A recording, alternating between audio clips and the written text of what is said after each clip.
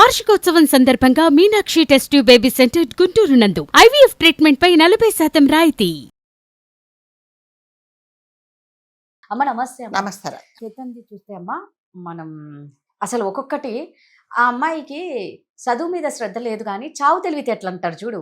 ఈ షియాకి చాలా ఉన్నాయమ్మ చావు తెలివితేటలు. చదివింది ఇంటర్ కూడా చక్కగా చదివిందో లేదో తెలియదు కానీ పాప చదువులో ఏ ఏ మిస్టేక్స్ చేయకూడదు అన్నట్లు ఎట్లా చదివితే మనం పాస్ అవుతాం నెక్స్ట్ పరీక్షకు ఇప్పుడు ఫెయిల్ అయ్యా అన్నట్లు ఈ మహాతల్లి ఆ హనీమూన్ సోనియానా ఆమె పేరు ఆమెను ఆదర్శంగా తీసుకొని ఇది పెళ్లి చేసుకొని అసలు అమ్మ దీన్ని ఈ షియాది ఎంత దారుణంగా ఉందంటే ఇంత వీళ్ళకి క్రిమినల్ మైండ్ వస్తుందమ్మా. నాకు అర్థం కాలే అసలు ఏం జరిగిందమ్మా. ఆమెను ఫాలో అవ్వడానికి ఆ ఆదర్శవంతురాలు అంటే మన జనరల్ గా రాదు గారు మన జీవితాలు బాగుండాలి అంటే మనము ఏదన్నా ఒక పొరపాటు చేస్తే నేను ఈ పొరపాటు చేశాను కదా, నేను చెయ్యకుండా ఉండాలి అంటే నేను గూగుల్లో సెర్చ్ చేయాలి, లేదా 10 మందిని అడిగి నేను ఈ తప్పు చేశాను, నా జీవితం బాగుపడాలంటే ఎలా ఉండాలి అనేసి జనరల్గా మనం ఒక సలహా తీసుకుంటాం. లేదు మనకి ఏదన్నా ఒక అర్థం కాకపోతే అందరిని అడగడం, ఎందుకంటే గూగుల్లో సెర్చ్ చేసి లైఫ్లో నేను బాగుండాలంటే ఎలా చేయాలి, ఉన్నత స్థాయికి ఎలా ఉంటే ఎలా చేయాలి, నేను సరిగ్గా కాన్సన్ట్రేట్ చేయలేకపోతున్నాను, నేను ఎలా నా మైండ్ సెట్ ఉండాలనేది సెర్చ్ చేసి నేర్చుకుంటున్నారు. కానీ ఈవిడే ఈ 20 సంవత్సరాల అమ్మాయి ఆల్రెడీ ఎవరైతే బాయ్ ఫ్రెండ్ ఉందో అతను పెళ్లి చేసుకుందండి. 6 నెలల కిందటే పెళ్లి చేసుకుంది. ఇది ఎవ్వరికి తెలియదు, గుడ్డు చప్పుడు కాకుండా చేసుకుంది. 2 సార్లు అంటే కన్సీవ్ అయిన ప్రతిసారి ఆమె హాస్పిటల్కి వెళ్ళి అబార్షన్ చేయించుకుంది. ఇప్పుడు ఏంటంటే ఎట్లాగైనా సరే ఇది అఫిషియల్ చేయాలి పెళ్లి. తల్లిదండ్రులేమో అతన్నే పెళ్లి చేసుకోమంటున్నాడు కాబట్టి ఎలాగో డిసైడ్ అయిపోయింది, వాడిని చంపేయాలి. ఎవరైతే ఆ అబ్బాయి ఉన్నాడో అతన్ని చంపేయాలి అంటే ఏం చేయాలి అనేసి గూగుల్లో సెర్చ్ చేసింది.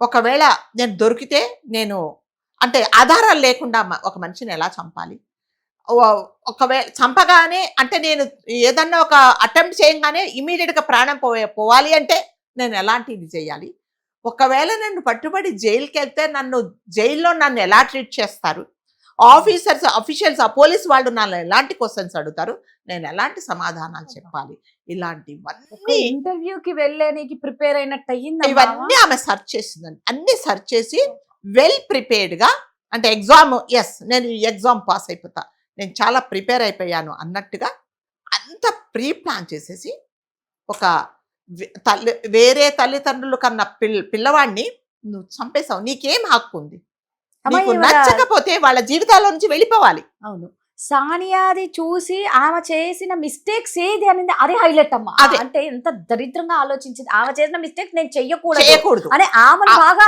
ఫాలో అయ్యింది. అదే చెప్తున్నా, ఆదర్శంగా ఎవరిని తీసుకుంటాం అంటే ఎవరో మహానుభావులను తీసుకుంటాం మన జీవితాలు బాగుండాలంటే. కానీ ఈ నేరం చేయబోయే ముందు అసలు ఆ అమ్మాయి ఎలా బయటకు వచ్చింది, ఎలా ప్లాన్ చేసింది, సో నేను ఆమె చేసిన మిస్టేక్స్ చేయకుండా ఉండాలని ఈ అమ్మాయి వెల్ ప్రిపేర్డ్గా వెళ్ళింది. వేరే తల్లిదండ్రులు నీకు సంబంధం లేదు, నీకు వాళ్ళతో ఇష్టం లేదు, వాళ్ళ జీవితాల నుంచి నువ్వు వెళ్ళిపోవాలి, లేదా ఇప్పుడు చంపడానికి నీకు ఇంత ధైర్యం వచ్చినప్పుడు తల్లిదండ్రులను ఎదిరించేసి నీకు కావాల్సిన వాడితో వెళ్ళిపోవడానికి నీకు ధైర్యం లేదా, నీకేం హక్కు ఉంది, వేరే వాళ్ళ ప్రాణాలు తీయడానికి నీకు ఏం హక్కు ఉంది, అంత చేసిన తర్వాత నువ్వు ఎక్కడున్నావు ఇప్పుడు అంటే ఇన్ని గూగుల్లో సెర్చ్ చేసావు. కానీ నేను పలానా వాడిని చంపేశా కదా, చంపేసిన తర్వాత నేను ఇతనితోనే ఉంటానా లేదా జైలుకి వెళ్తానా అనే పాయింట్ ఈమె సెర్చ్ చేయలేదేమో. కాబట్టి అంటే నేరాలు చేయడానికి జనాలు ఈ గూగుల్ అనే దాన్ని ఈ రకంగా ఉపయోగించుకుంటున్నారు. ఆన్లైన్ లో పిస్టల్స్ ఎలా కొనుక్కోవాలి, దాని తర్వాత వేరే వాళ్ళని ఎలా మోసాలు చేయాలి, ఇవి చూస్తున్నారు. కానీ అందులో బాగుపడడానికి చాలా ఇన్ఫర్మేషన్ ఉంది. మీ జీవితాలు బాగుపడడానికి అదొక సాధనం అనేది ఎవరికి అనుకోవట్లేదండి. సో ఈ అమ్మాయి లాస్ట్కి ఏం చేసిందంటే మనకందరికీ తెలిసిందే, చంపేసింది. ఇప్పుడు ఎక్కడ ఉంది అనేది ఎవరైనా సరే నువ్వు నేరం చేసే ముందు చేసిన తర్వాత నేను పట్టుబడితే నా పరిస్థితి ఏంటి, నేను ఎక్కడుంటాను, నాకు కావలసిన వాడితో నేను లైఫ్ ఎంజాయ్ చేస్తానా లేకపోతే నేను జైల్లో ఉంటానా అనేది అమ్మాయి మరి చూసుకోలేదు.